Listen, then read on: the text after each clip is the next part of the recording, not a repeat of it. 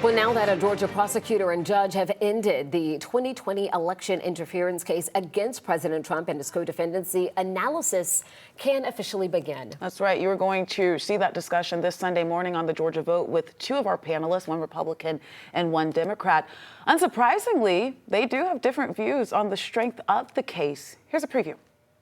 I think that it was a strong case. I think we had a bad prosecutor from the jump in the sense that District Attorney Willis was compromised. And when you are going after a current president or a former president, you have to make sure that all of your I's are dotted and your T's are crossed, and that there's your ethics are above board, and that there's no questions about the ability of your office to be able to prosecute this case. Yeah, well, I mean, I agree with Devin. I'm not surprised that this was dropped, and I also agree that I think Fonnie Willis is a terrible prosecutor with a terrible case. You know, this, like you said, from the very beginning, this was all politically motivated. I mean, I think justice was served this week by having this case dropped, and I just frankly feel bad for the people of Fulton County who've been on the hook for the past 5 years to pay for this.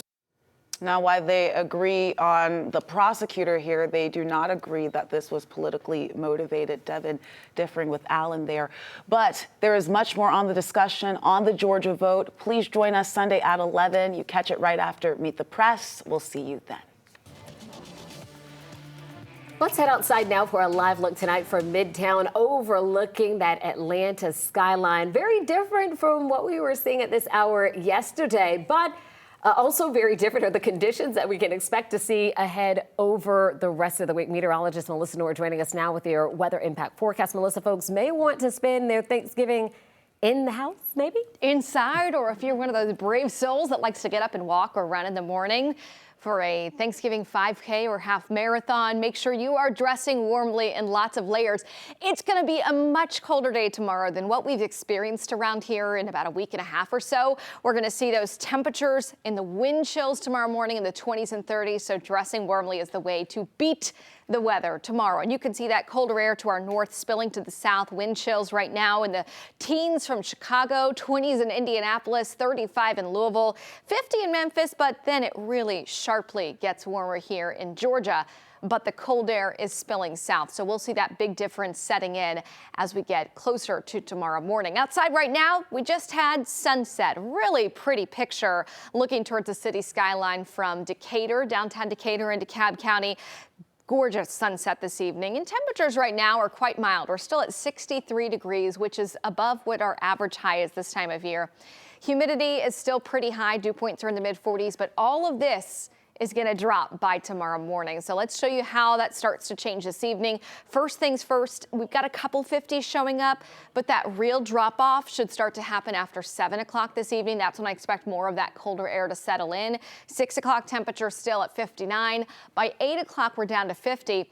But I want to talk about 10 o'clock tonight. If you're doing last minute grocery shopping ahead of that Thanksgiving feast and you realize, oh, I forgot something before I can put the turkey in the oven tomorrow morning.